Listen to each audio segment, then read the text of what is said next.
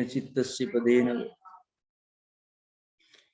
Yogena Chittasya padena vacha malam sharirasya cha vaitikena yopakrutam pravaram muninam padanjali pranjali ranatosmi stuve padanjalim vyasam shankaram cha munitrayam katra sutrasya bhashyasya krama vivaranasya cha.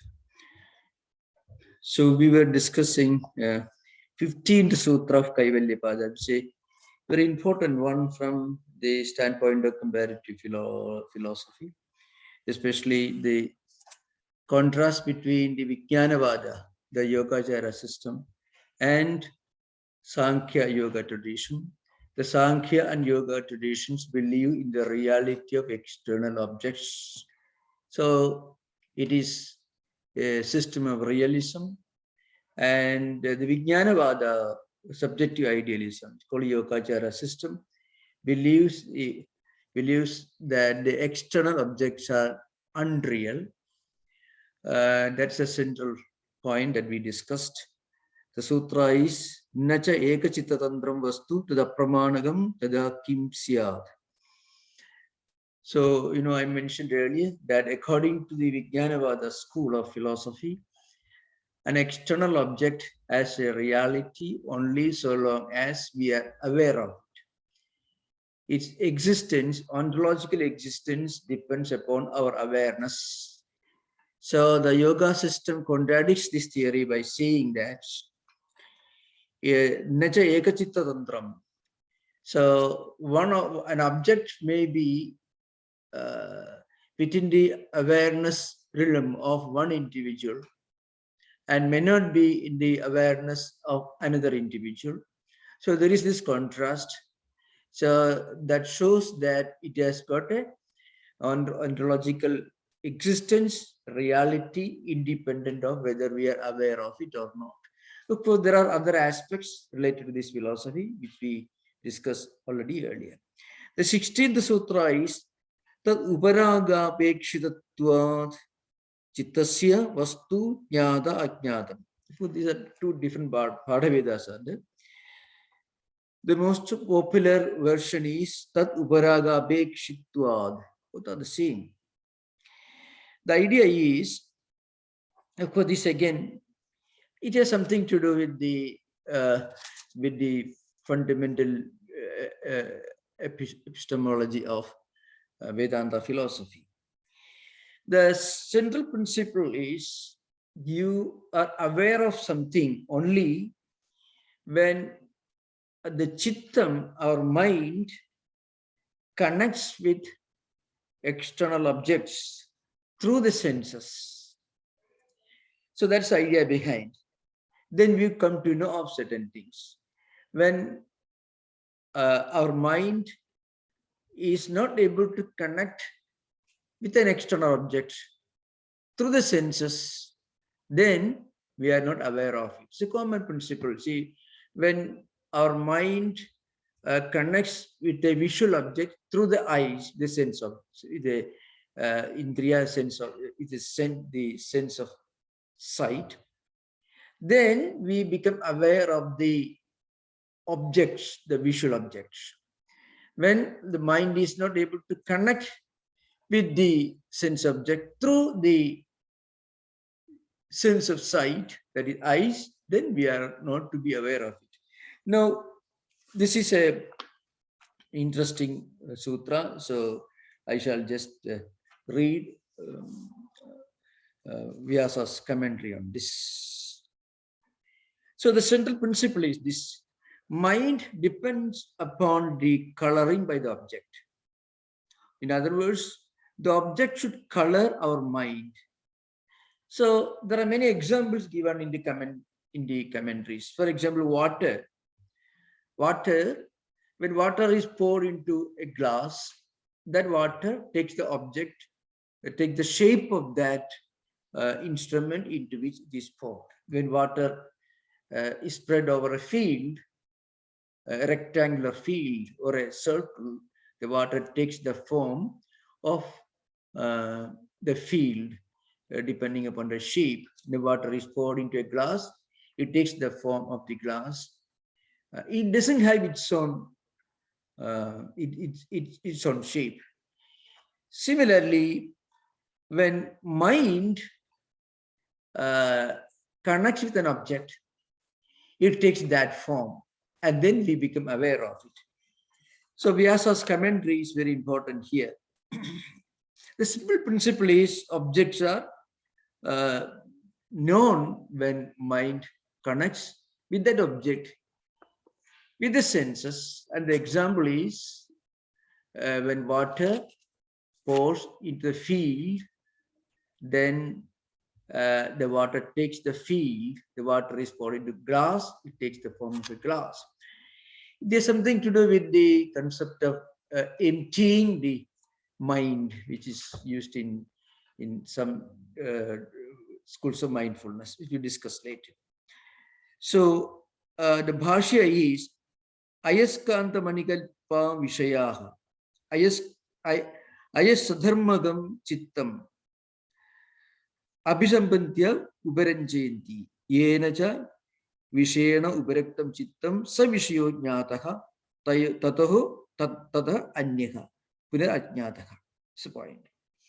I mean, here, mind, the idea is mind is known or unknown depending upon its coloring. So when mind is colored by the objects, that mind becomes aware of it. When mind is not colored by the object, it is not aware, it's not aware of it. So here, the objects are compared to a magnet and mind is compared to iron. So objects are like a magnet and mind is iron. So ayaskandamani kalpa vishayaha. So ayaskandamani means magnet. Objects are like magnet. Ayasadharmagam chittam. And chittam or mind is comparable to iron. Abhisambandhe uparanjayanti. So the object with which the mind becomes related, that object comes to be known. When the mind is not connected to the object, then that object remains unknown. In other words, when mind gets into contact with an object, or both are also correct. When the object gets into contact with the mind, then the object is known. When it is not able to get into contact with the mind, that object is unknown. Now, here, of course, this is simple sutra and the bhashya also very simple. But the deeper implication about this, that's what I'm going to concentrate on. It is an important thing to remember for us to know the real meaning of the 18th sutra, which is not elaborately discussed by Vyasa, but Swami Vivekananda gives a long description of the 18th sutra, which actually establishes the reality of Purusha. From 18th to 23rd sutra, Patanjali is trying to establish that there is a Purusha, which is the unchanging reality. Everything else is subject to changes. Everything else, including mind and all objects, all are mutable. They are all evolutes of Prakriti. Purusha is aparinami, which is which will not undergo any change. So, from this 17th sutra, there are a few things to be remembered. You must have heard of this principle of concentration in Zen Buddhism and also some schools of ancient meditative techniques in the Vajrayana, Mahayana, which are prevalent in the Far Eastern countries. Of course, it is originally, it came from the subjective idealism or Yogacara system of Buddhism. What do you mean by going beyond mind? Because this is in Buddhism. The same you find in Vedanta, but from a different angle. Yoga chitta vritti nirodha. This is the definition of yoga. Yoga is nothing but transcending, going beyond chitta vritti. Now, how do we enjoy the tranquility, the peace, that the state of going beyond fluctuations, going beyond vrittis, going beyond waverings, going beyond this uh, uh, happiness and unhappiness created by the momentary objects, by going beyond vrittis. And this is put in another word called vritti nirodha. And in Buddhist tradition, it's sometimes called emptying the mind. When you empty the mind, what is happening is you're actually transcending the fluctuations of the mind. So mind, you should remember, mind is not an entity. Mind is a phenomenon that we call to the natural waverings and fluctuations of our emotions and feelings, which are again vrittis. So when there is more than one vritti, there will be always waverings. There will be always conflicts. When we go beyond vrittis, the vrittis are completely transcended, then mind is actually emptied of all contents. Which means mind doesn't have its own obsessions. Mind is not obsessed with anything.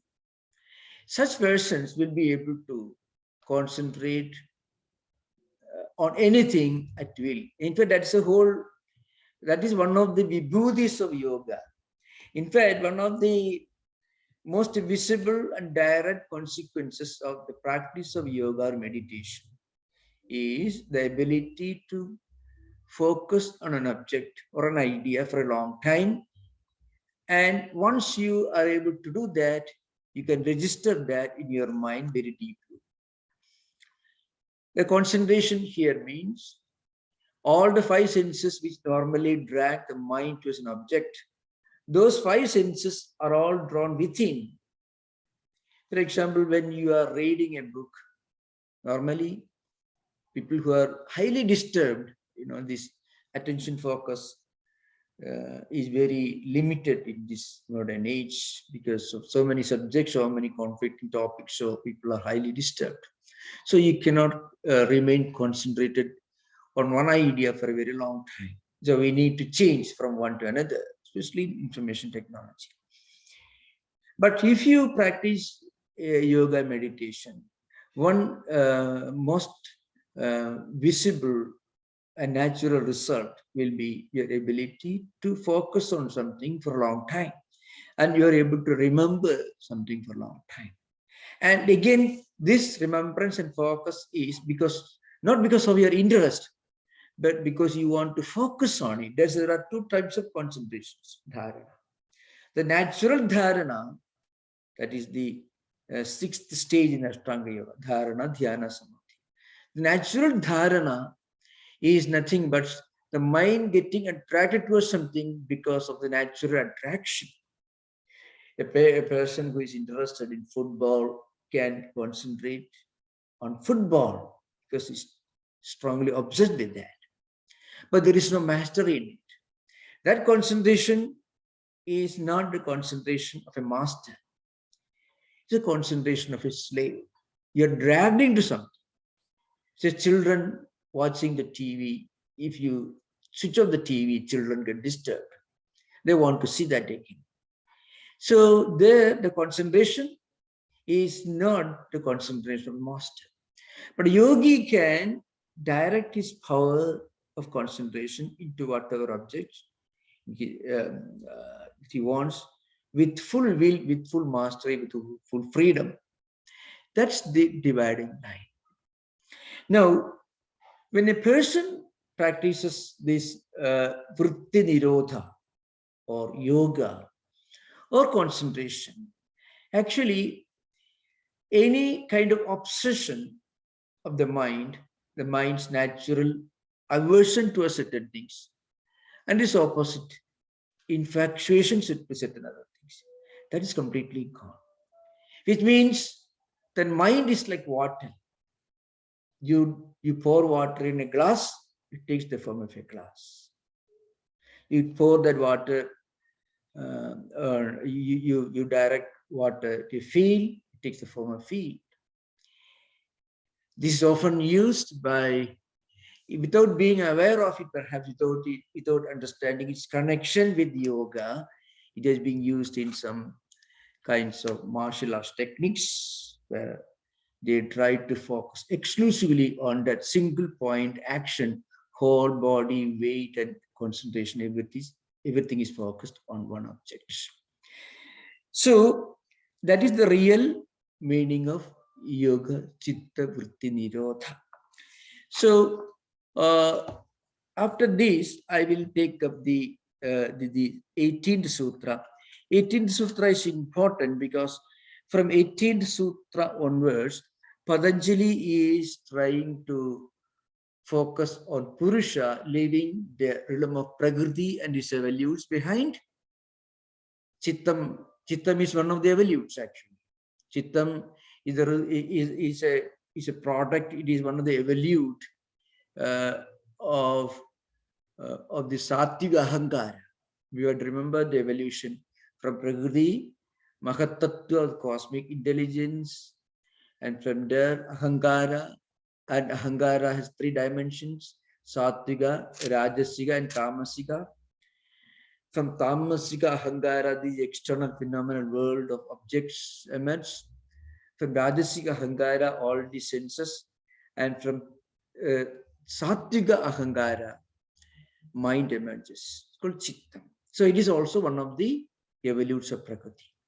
From 18th Sutra onwards, so you can find Swamiji begins to give a long interpretation. Actually, Vyasa's commentary is very, very brief, 18th Sutra, but Swami Vivekananda gives a very elaborate interpretation.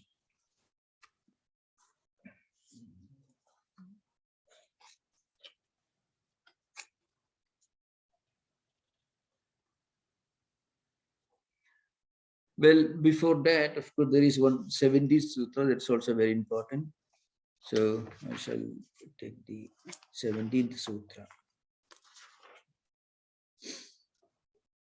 Sada Nyadas Chittavruttayahat Prabhohu Purushasya Abarinamitvat. So that's the beginning of the discussion of the reality of Purusha from 17th Sutra to 23rd Sutra. So the 17th Sutra discusses that Purusha is Drashta, the ultimate seer. The 18th Sutra points out that Chittam is Jada, is just an evolute of Prakriti. The 19th Sutra points out that again, it also repeats the same idea. It reminds us again that Chittam is Jada or is non-effulgent. And the 20th Sutra, it points out the fact that our intellect, buddhi, cannot be drashta. The 21st Sutra says the real drashta is Purusha. And then this 22nd Sutra again says the Chittam is getting its effulgence only from Purusha. It is not Saprakasha. Mind or Chittam is not self-effulgent. Its effulgence comes from another source, that is Purusha.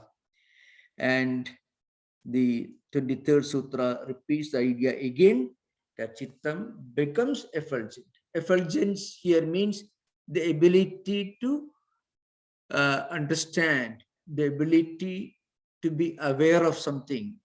Chittam by itself is one of the evolutes of Prakriti, and Prakriti is Jada, non-effulgent. So Chittam or mind by itself cannot be effulgent, cannot be Chetanam. It can be Achetana, means it is Jada.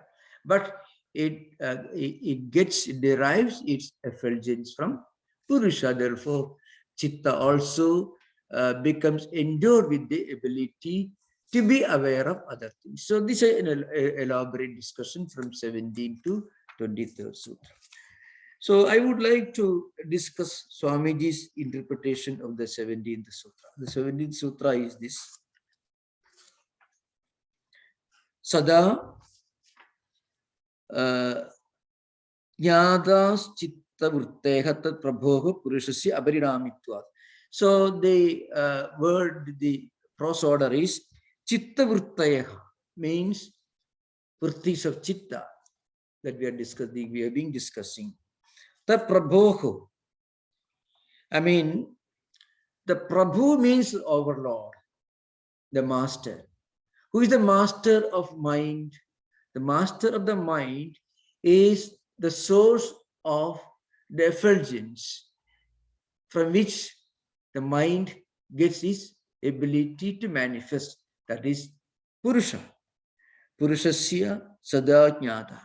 So Chittam is jnata. Jnata means something that is seen, known, an object that is perceived. That's the meaning of jnata.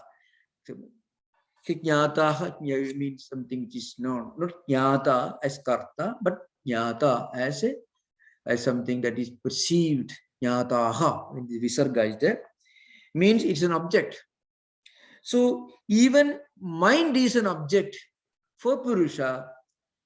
Object, external objects like the ocean, the river, the water, the chair, the book in front of you is an object for the mind, because you are seeing the chair in front of you by using the eyes.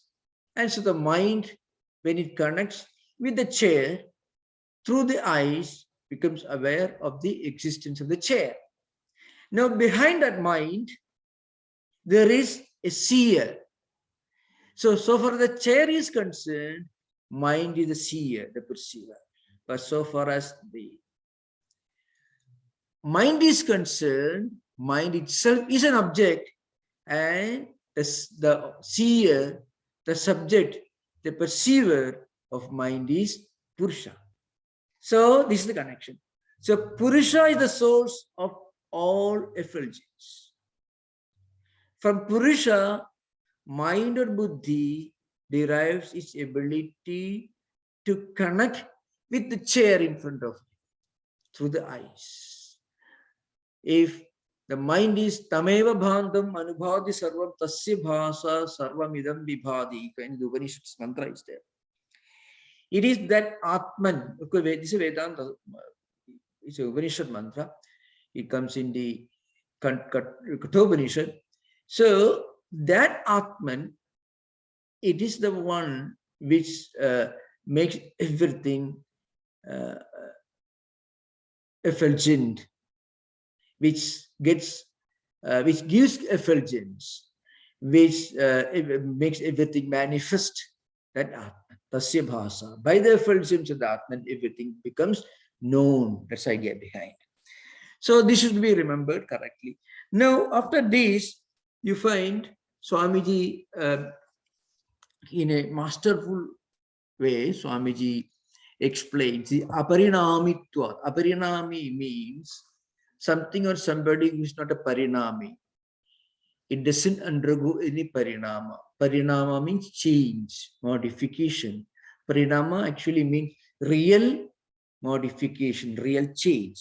So Purushasya aparinamitvat. So Purusha is the master. And so far as Purusha is concerned, mind is an object. Purusha is the subject. Purusha is the seer, mind is the seeing. Purusha is the subject, mind is only an object. So sada jnata. And this Purusha is always aware of everything. Everything is known to Purusha. Everything is an object seen by Purusha. Sada jnata. Chitta Vrittaya. Remember, Chittam and Chitta Vrittaya. You have to remember, Chittasya Vrittaya. Vrittis of Chitta and Chittam. Actually, Chitta or mind cannot be separated from chitta vritti. And this is an important thing to remember. There is no chittam as such distinct from chitta vritti. They're saying there is no ocean distinct from the waves and pebbles that you find in the ocean.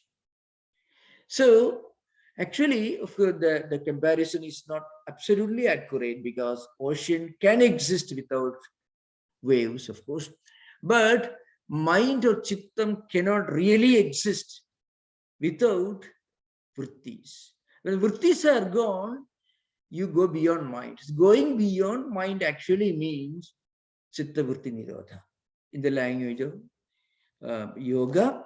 In the language of Vedanta, it actually means, according to books like Drishya Viveka, Tattva Bodha, then of course the Gaudapada Kariga, and the Yoga Vasishta, and many poetical works of Shankaracharya, like this. In fact, whatever you find, everything that you see the external world is nothing but a mirror of your own self. You can find this idea throughout Shankaracharya's Sutras. You find. So, Sadajnataha Chittavritteha. Chittavritteha Sadajnataha. All Chittavrittis, Chittam itself, and Chittavritti are the same, always Jnataha.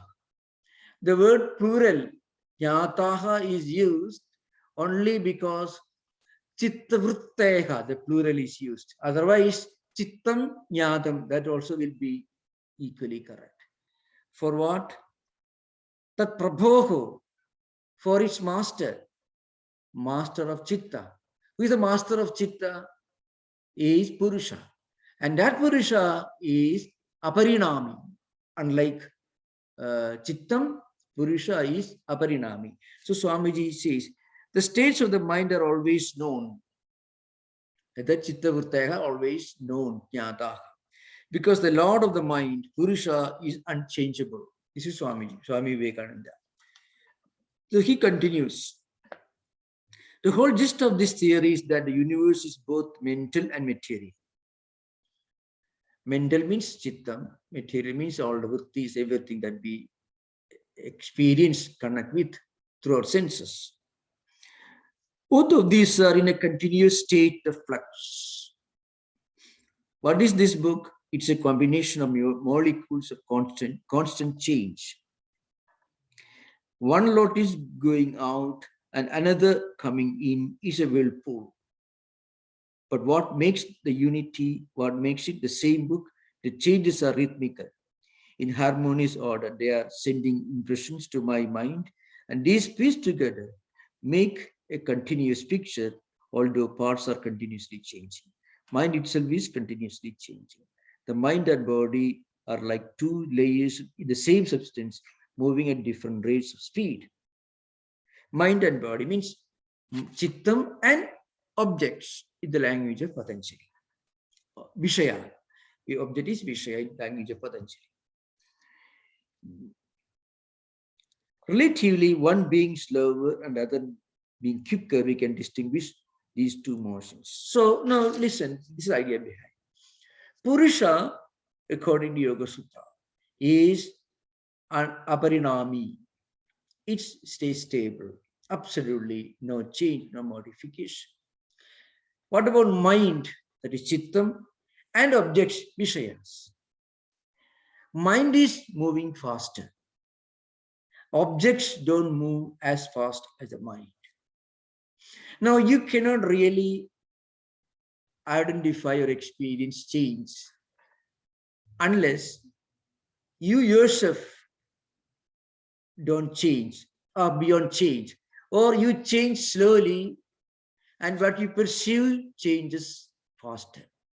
For example, if there are two trains, one train is moving slowly, the other is moving faster. Maybe you feel the change You feel the speed. If you're sitting in a train that is moving slowly, you feel the movement of the train that is moving fast. If the two trains are moving the same speed, you don't feel the change. So if you want to feel the speed of the other train, then the train on which you are sitting should be moving slowly. Now, change is incomprehensible, unintelligible, unless there is something which is relatively unchanging. So, if you want to understand the change, the change of the objects, the Vishayas, you can do that because mind can understand it. But mind also is changing according to Sankhya Yoga system. So who will experience the movement or the change, the mutability of mind? For that, there should be somebody who is totally unchanging, beyond all changes. And that should be somebody who is not at all, who is never changing, who is beyond change. That is Purusha. Otherwise, you have to look for another mind which moves at a different level of speed to recognize the change of one chittam. So one chittam behind another chittam, like that you have to go on analyzing. It is not possible.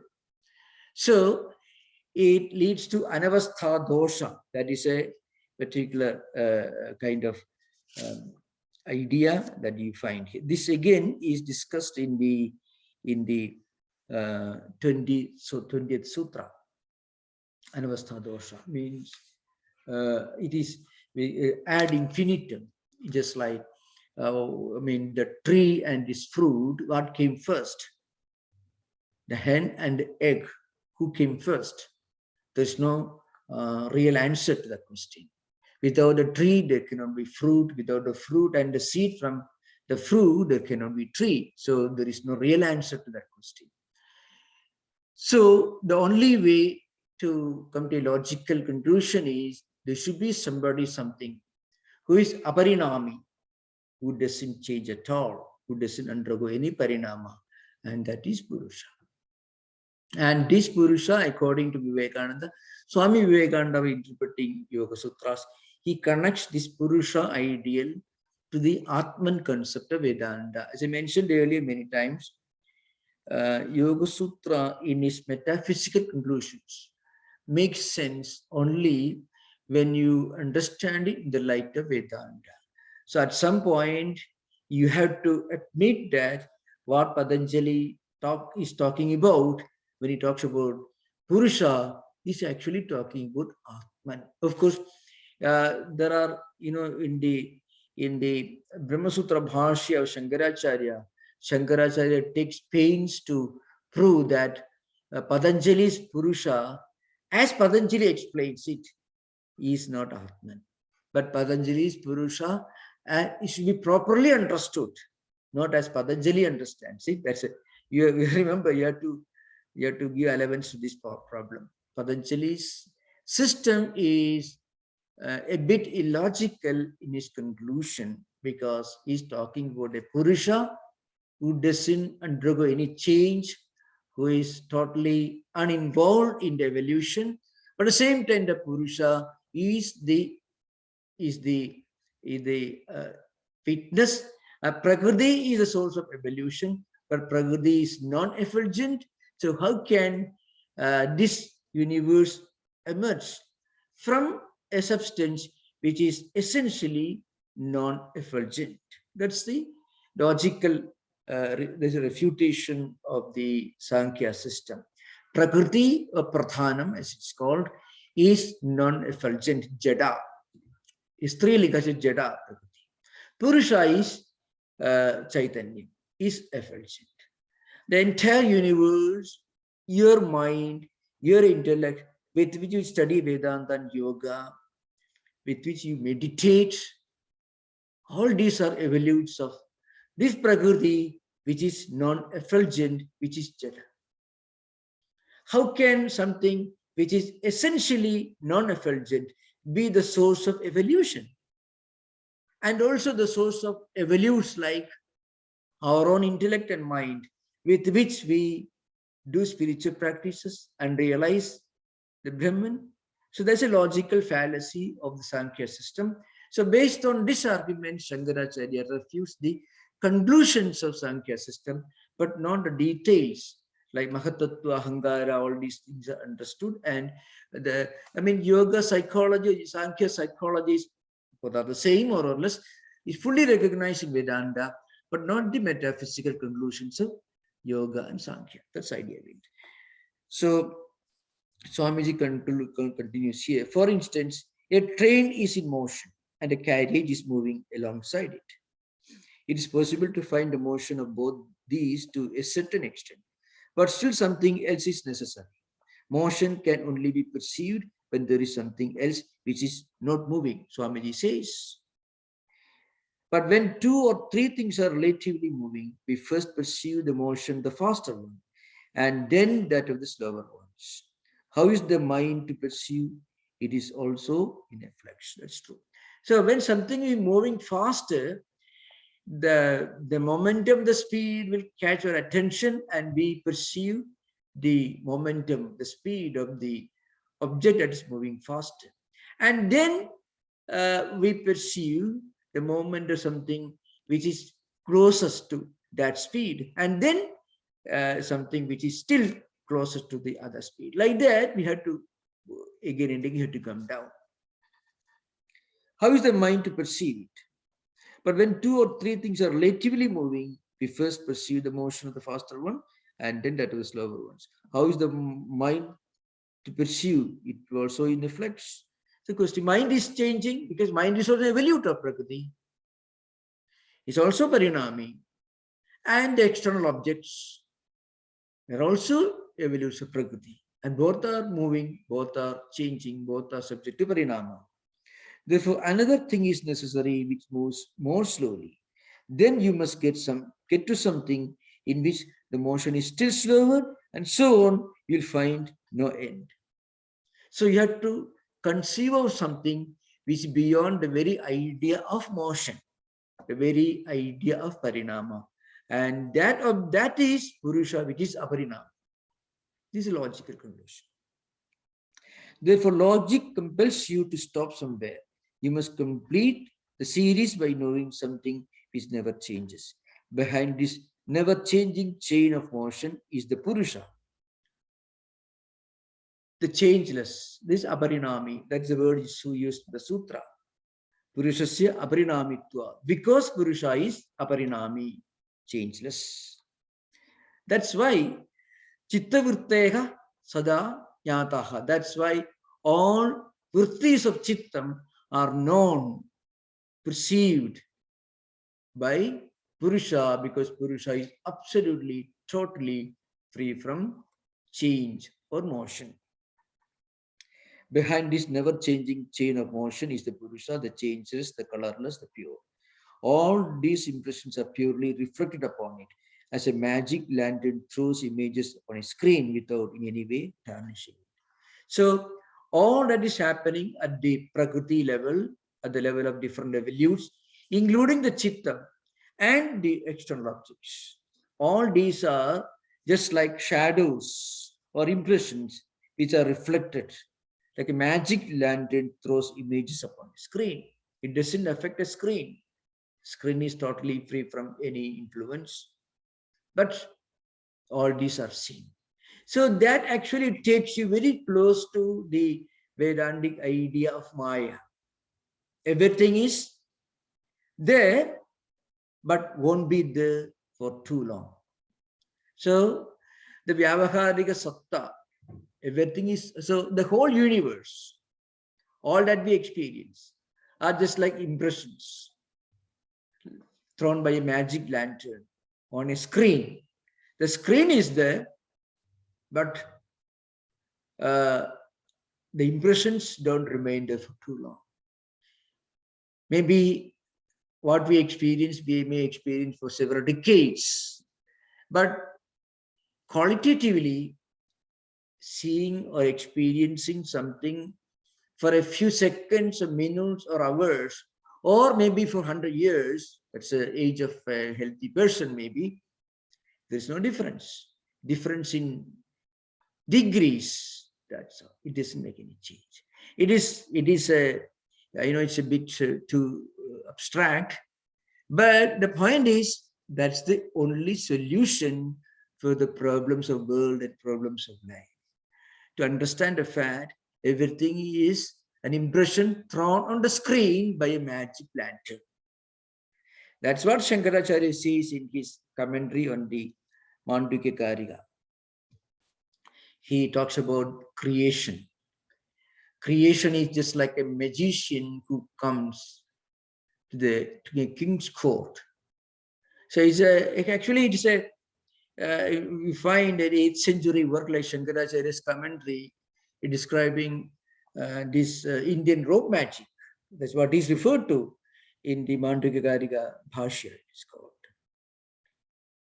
Shankaracharya explains that. So, a magician comes to a court and he's a great magician. He creates an illusion, or an illusion that may be better. It's an optical and also visual hallucination or illusion. He says he has got an emergency call from heaven where the evil forces are attacking the world, the kingdom of angels. So he has got an SOS. The magician, he says he has to go to heaven and assist the angels, devas, in their fight against the evil forces. And after some time, he comes down. He throws a rope to the sky, and in the presence of all the onlookers, including the king, he climbs the rope, disappears. After some time, a huge battle is going on. You can hear the clash of weapons, and he is cut into pieces. He falls down in different pieces. So people are shocked. But after some time, he is standing there smiling. Now everything is gone. It's all the same. But for 2 hours, people thought terrible things were happening in heaven. For 2 hours, they were in a different world.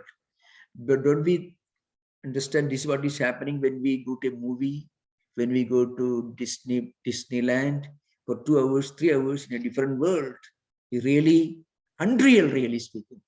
But this life on earth is a Disney world experience lasting for 100 years or 90 years, depending upon lifespan. So Swamiji says, behind this never-ending chain of motion is the Purusha, the changeless, the colorless, the pure. The screen. All these impressions are merely reflected upon it. Purusha is like a screen. If you can really understand this as a fact, we can smile. It can be an everyday celebration for everyone. There is no occasion for anyone to get depression, worry, or anxiety, or anything. In fact, this is the only ultimate solution for problems of this world. That's what Swamiji says in some context. Today, this morning, we had a discussion on, this Swami Vivekananda in San Francisco, where I quoted a statement of Swamiji. Swamiji asked this question, standing in the middle of the market street, this in 1900, mind, with a lot of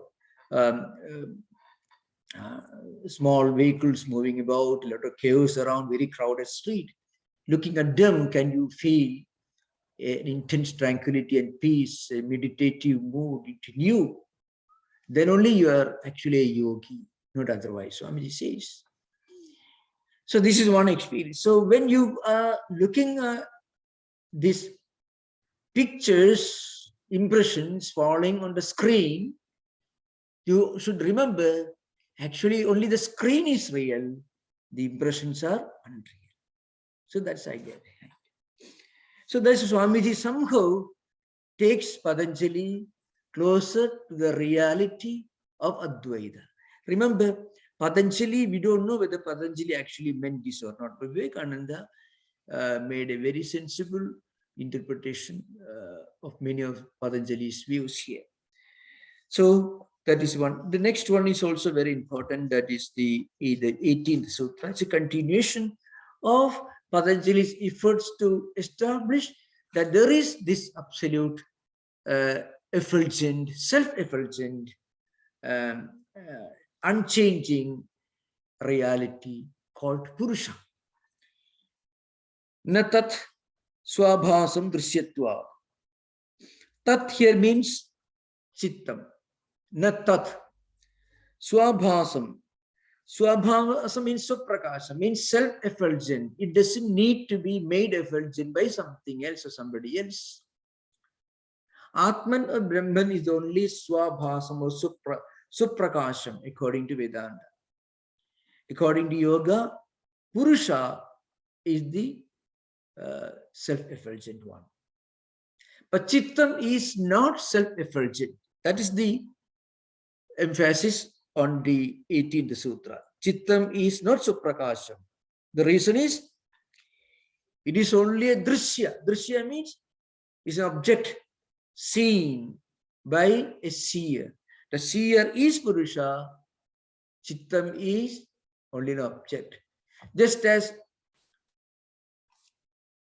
a tree in front of you is an object, your mind is the seer, but behind your mind there is the real seer, drashta, the perceiver. That is Purusha. So this mind which is seeing the tree in front of you is not the real seer. So it gets its effulgence, the ability to perceive, only from another source, and that source is Purusha. The drishyatva, because Chittam is a drishya. Chittam is something, drishya means something that is seen, that is perceived. It is object. The seer, the perceiver, subject is somebody else. What is seen naturally cannot be self-effulgent. That's the idea behind it. A self-effulgent reality cannot be seen by anybody, because there cannot be more than one self-effulgent reality according to Vedanta. But Yoga and Sankhya believe in the multiplicity of Purushas, but Advaita Vedanta believes in the unity and oneness of Atman. That's why Swamiji connects the Purusha concept of yoga with the Vedantic concept of Atman. So we have to understand this very clearly. Those of you who read Shankaracharya's Bhashya, you may see a contradiction. It is not a contradiction, it should be clearly understood. I want to make this point very, very clear. The important point to remember is, in the Shankaracharya's Bhashya, Brihadaranyaka Chandogya, and more importantly in Brahma Sutra Bhashya, there are long discussions between the Sankhya view, which is not different from yoga view, and the Vedantic view. And he takes pains to establish the fact the Sankhya concept of Purusha is not an absolute reality. It is not equivalent to the Atman concept of Advaita Vedanta. The reason is, in Sankhya system, Purusha is self-effulgent. Purusha is, there are so many Purushas, multiplicity of Purushas. There cannot be more than one ultimate original source of self-effulgence. And again, this Purusha is inactive. Purusha is uninvolved. And there is another permanent, eternal reality. That's why it's a pluralistic system. It is the dualistic system. Pluralism means more than one reality, a system of philosophy that accepts more than one absolute reality, one absolute category. So Sankhya accepts two fundamental absolute categories. So it's called pluralism. That is Purusha and Prakriti. Prakriti is a source of creation. Prakriti is a source of evolution. Prakriti is also non-effulgent, but active. How can something which is essentially non-effulgent be the source of creation? It is a logical fallacy. So either you have to reinterpret Purusha as Atman, or if you don't do that, then that Purusha cannot be equivalent to the Atman concept of Vedanta. That is Shankaracharya's view. But Vivekananda, coming in 19th century, he lived in different age. He had to make some sense of Patanjali's system, especially Patanjali's conclusions. Patanjali begins and concludes with these dualistic or pluralistic interpretations of, there are two absolute, fundamental, eternal categories, Purusha and Prakriti. They are two different, they're eternal. So that's Patanjali's view.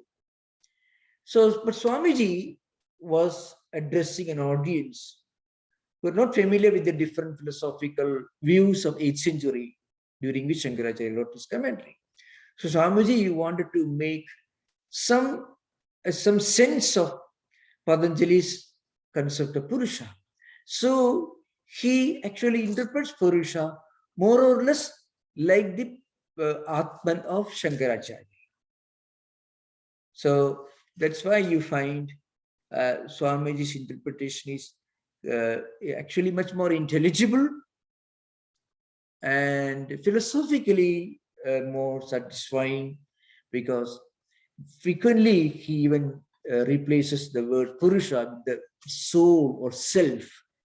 Capital letter yes, Swamiji uses in place of Purusha. We Patanjali would not have agreed with, but Swamiji had to make some sense of this concept of one absolute unchanging reality, which is self-effulgent. So that's why that's why the 18th sutra says natat swabhasam. Natatya means tachit swabhasam, so prakas. It is not self-effulgent. The reason drishyatvad. The reason is it is a drishya. It is something that is seen. Chittam is an object seen, an object perceived by Purusha. That's idea. So for Purusha, Chittam is an object. For Chittam or mind, the external objects are objects. That's idea. So that's the idea. Ekasamaye cha ubaya anavadharanam. Of course, this we will discuss later, maybe next class. You are most welcome to open questions. Most welcome. Thank you. Namaskar.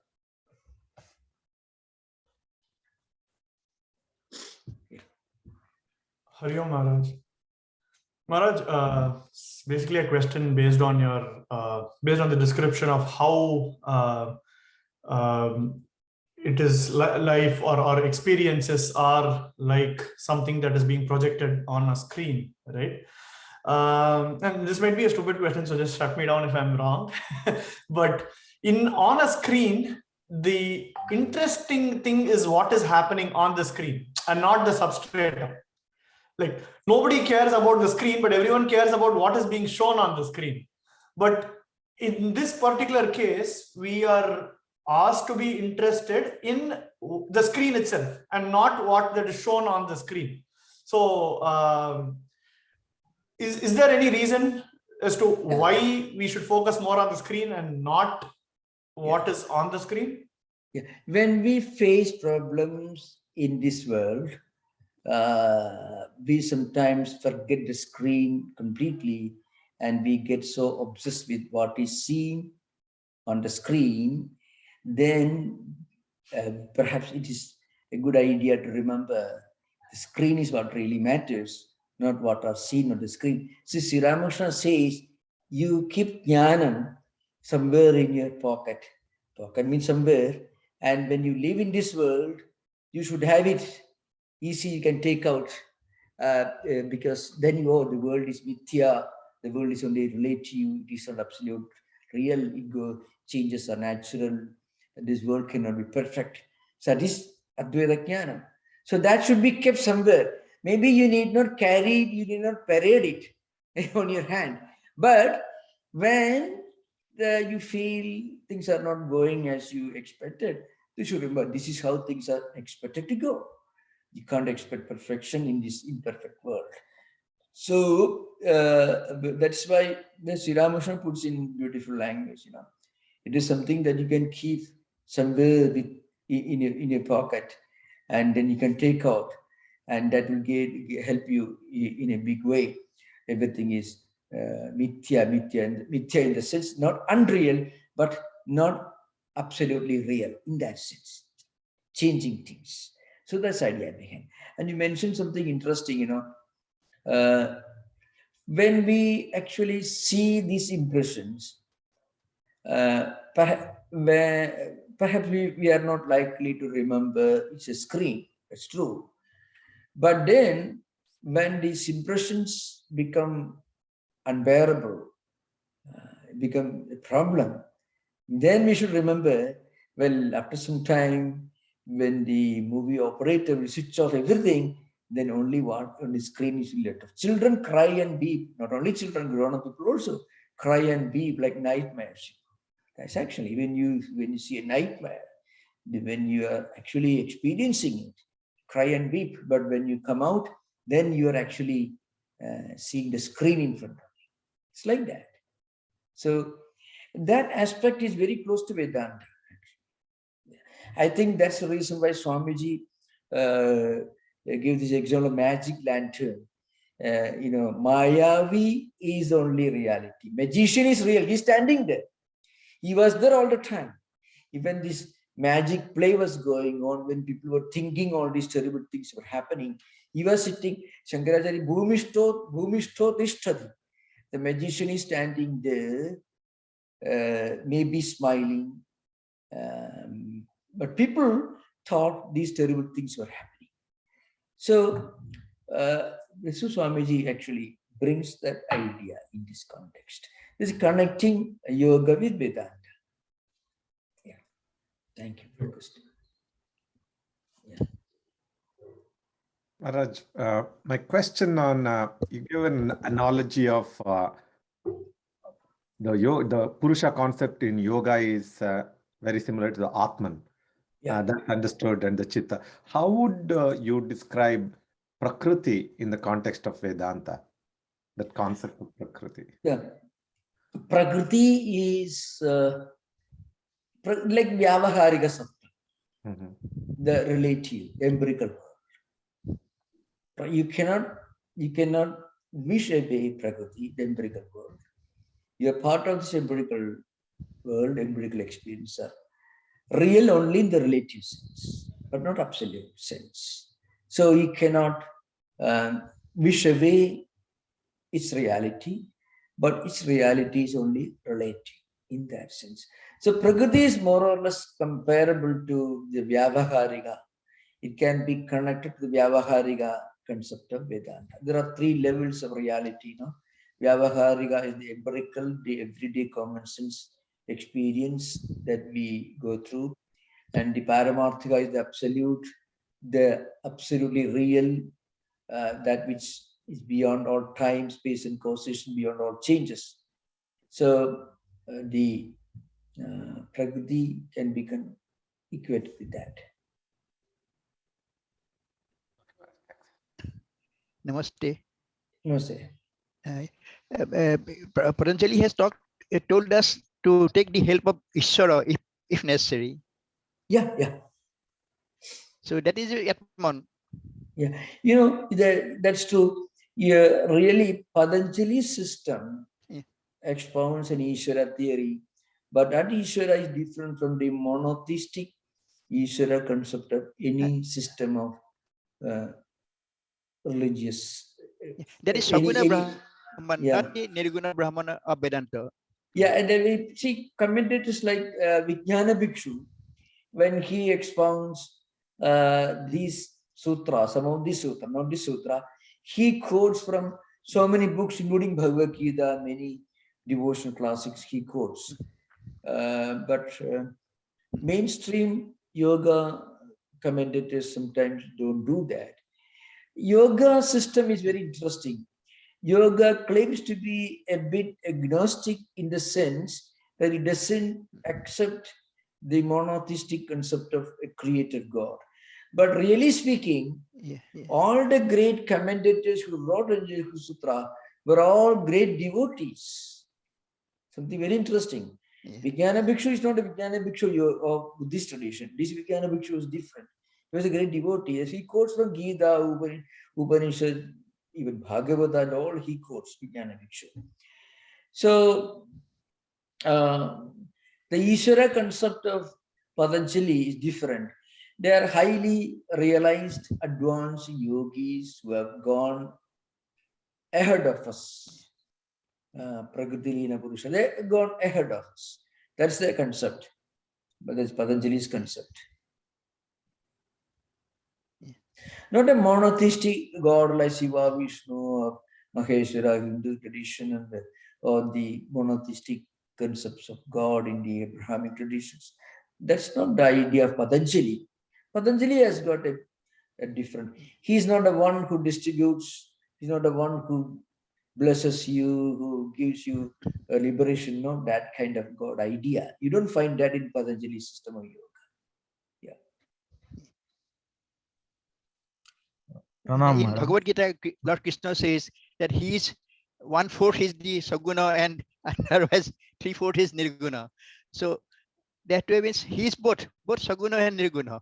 So if you think of Krishna as the Ishvara, then there has no dispute actually.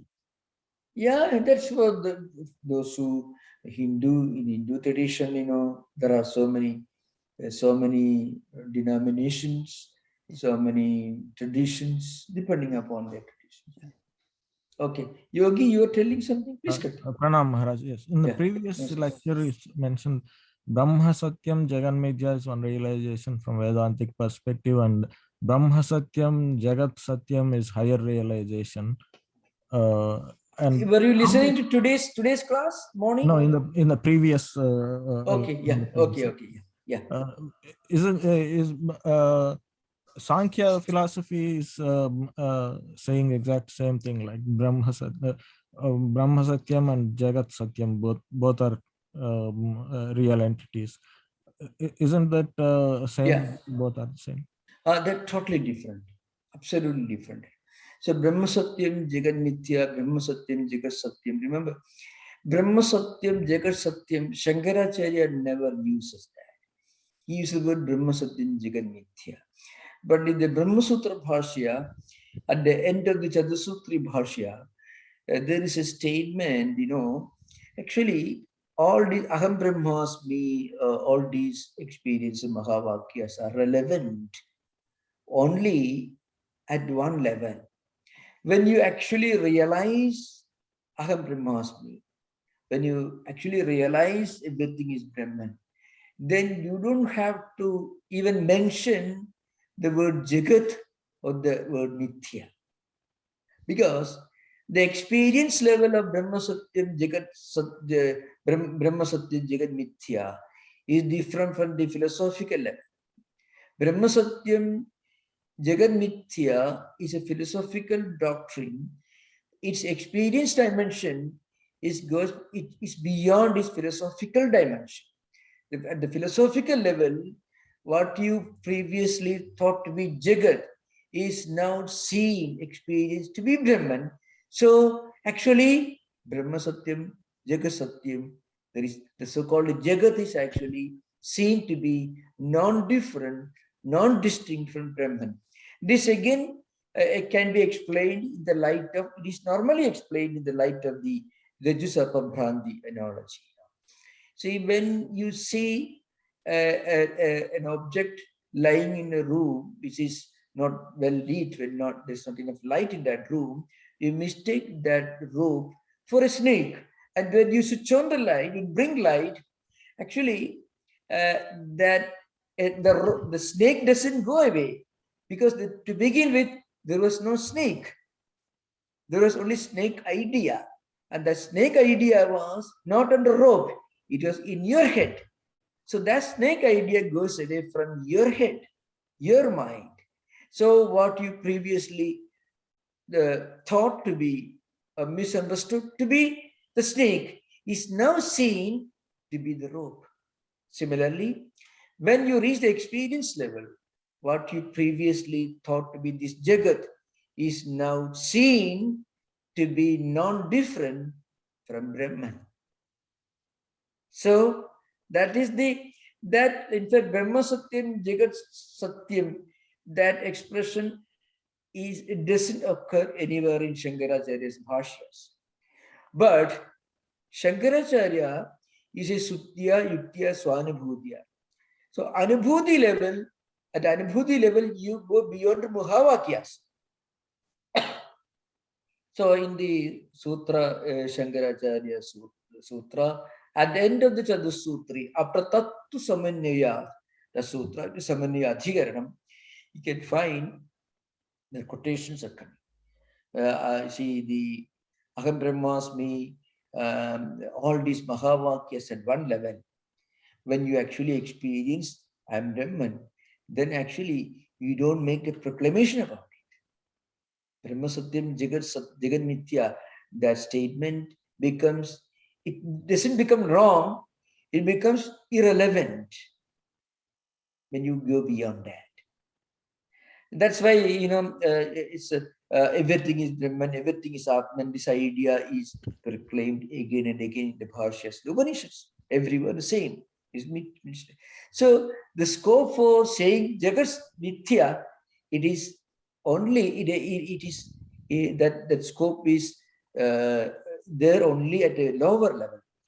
At the philosophical level, the experience level, you go beyond that. That state is called Jivan Mukti. That state of Jivan Mukti. Jivan Mukta means you are now you understand it is only a rope. You don't go about looking for a snake, looking for a stick to drive away the snake. You don't do that. It's only a rope, you understood. The way there is a need to say, no, it is only a rope, not a snake. You don't say that. When you actually switch on the light and you see for yourself, it's only a piece of rope. The snake idea becomes totally irrelevant. So the Sankhya view that Prakriti and Purusha, both eternal entities, two real entities, is that lower realization, Maharaj? I don't say lower or higher, but it is Sankhya system is considered to be penultimate state before realizing the ultimate unity expounded in Advaita Vedanta. So I don't really want to use the word lower or higher. That is a big dogmatic approach. What we Swamiji? need to see. Yeah. Swamiji, Thank you, Maharaj. Yeah, thank you. If the Prakriti is changing, that shows means the existence is a temporary existence, or it is temporary reality, we can call it. Yeah, that's why the Prakriti can be understood in the context of Vyavaharika. Vyavaharika means changing. Not absolute, relative entities. Anything is subject to changes is Vyavaharika. Yeah, true.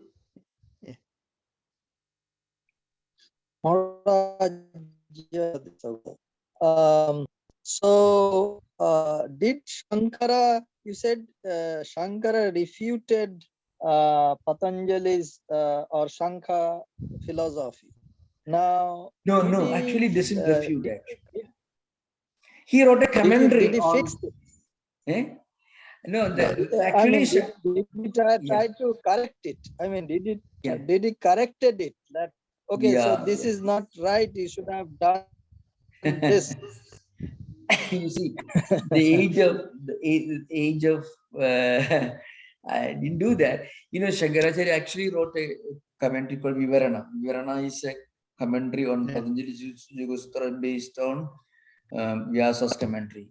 So there are many ideas which come to that. And the Shankaracharya Vivarana commentary on Yoga Sutra based on Vyasa's commentary is not taken to be a very authentic text by himself with his system. It may be one of several books that he wrote. That's all. Yeah. So Vyasa came before Shankara. Yeah, much before, much before. Okay. Thank you. All right, there is a question from YouTube. Yeah. So what is one tip, Swamiji, to bring about the discernment faculty in the heat of the moment? We understand all this concept by reading books and listening to the teachings, but to master is a challenge during hard situations. This is in the context of that image and knowing that the screen is the reality. What is one tip? One tip, okay. To remember, even in the midst of our everyday activities, our involvement in different duties and responsibilities, if we can keep our mind fixed on a higher ideal, when we are engaged in different activities, responsibilities, business, industry, commerce, and all that, if we can keep all these belong to a realm of reality that is not eternal. It doesn't mean that we should retire, go away from it, not at all. Even in the midst of being involved in all these activities, we can somehow keep in our mind this fact that all these things are non-eternal, impermanent. It could not be a negativistic or kind of retreating attitude. But it's a fact that we are forced to remember sometimes by our own experiences. So before that really comes, we can actually keep our mind focused on this fact and then go about doing our duties and responsibilities. This idea. That's what we get. Kind of like the Ishvara Pranidhana that you mentioned earlier. Yeah.